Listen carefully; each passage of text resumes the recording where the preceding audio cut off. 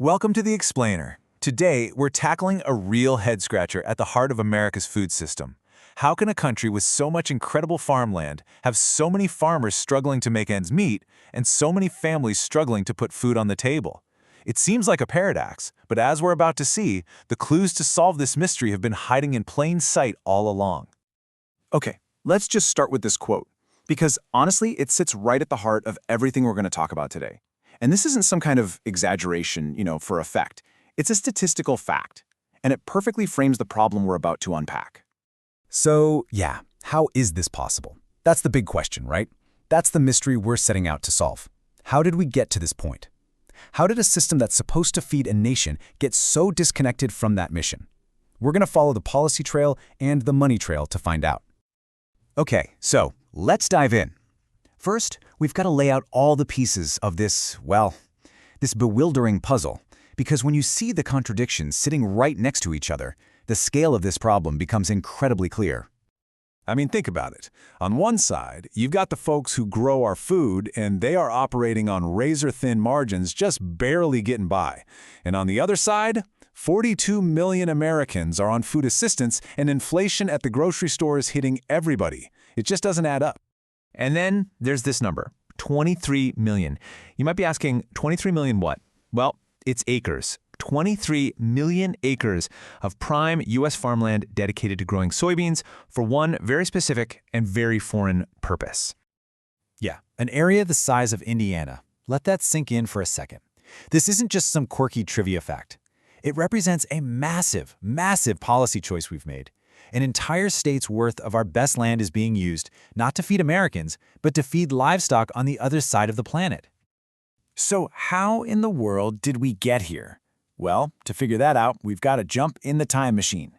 This whole situation wasn't an accident. It was the result of a choice, a huge, deliberate shift in how America thinks about farming. And this quote right here, "Get big or get out," that was the mantra. The guy who said it, Earl Butz, was the Secretary of Agriculture in the 70s, and he basically re-engineered the whole system. The goal wasn't about strong rural communities or even feeding the nation anymore. Nope, it was all about production, production, production. Plant fence row to fence row, he said, all for these giant export markets. And you can see exactly what happened right here on this timeline. It's incredible. As soon as that policy shifted towards exports, watch what happens to the farmer's share of your food dollar. It just tanks. I mean, from a respectable 40 cents all the way down to less than 15 cents today, that's a collapse. Right. So, if farmers are getting 25 cents less for every dollar of food sold, where did all that money go? It didn't just vanish into thin air. Let's follow the money trail. And here's your answer. Take a look at the modern food dollar. It gets absolutely gobbled up by processors, marketers, retailers, everybody in the middle. That tiny little 15% slice, that's the farmer. It's crazy to think that when you buy groceries, so little of your money actually makes it back to the person who grew this stuff. And this missing middle we're talking about, it's not like a bustling marketplace with lots of competition. Oh no, it is super, super consolidated. I mean, just look at beef. 4 companies control 85% of all the processing. When you have that kind of power, you can basically dictate prices, squeezing the farmers on what you pay them and charging the rest of us more at the store. Okay, so we've got this system that's already tilted, right? Away from farmers, away from you and me, and then something happened that basically threw gasoline on the fire. China joined the World Trade Organization. Just look at this number, 20x. From 2000 to 2012, our soybean exports to China exploded. They went up 20-fold. You can see why it looked like a gold rush, right?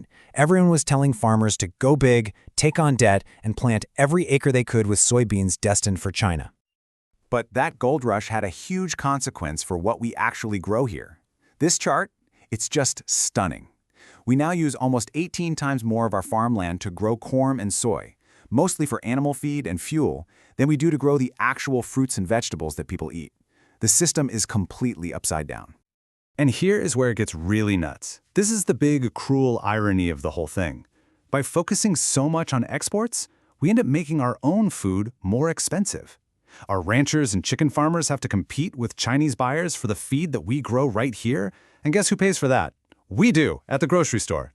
Oh, and on top of all that, we, the taxpayers, are shelling out $20 billion a year to subsidize this entire arrangement. It's wild. Okay, so we've laid out all the clues. And at this point, maybe we're asking the wrong question. Maybe the question isn't, is the system broken?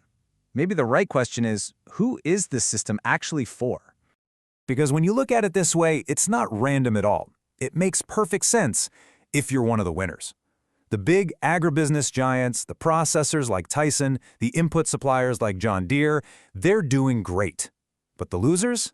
Well, that's pretty much everyone else. Small farmers, rural towns, and every single American consumer who's trying to afford groceries. And that brings us right to the heart of it, the big reveal, the solution to our mystery. We've been looking at this whole thing as a failure, right? A broken system. But what if it's not broken at all? Here's the core finding, the one thing you really need to take away from all this. The U.S. agricultural system isn't actually broken. It's working perfectly. It's just designed to do something completely different from what most of us think it's for. It was built to maximize export revenue and serve as a tool of foreign policy. Feeding Americans affordably and sustainably, that was never the #1 goal. You can really boil this whole story down to 3 steps. A 3-act tragedy, if you will. First, a major policy wrong turn that put exports above everything else. Second, a corporate consolidation that siphoned all the profits out of the middle. And third, the final act.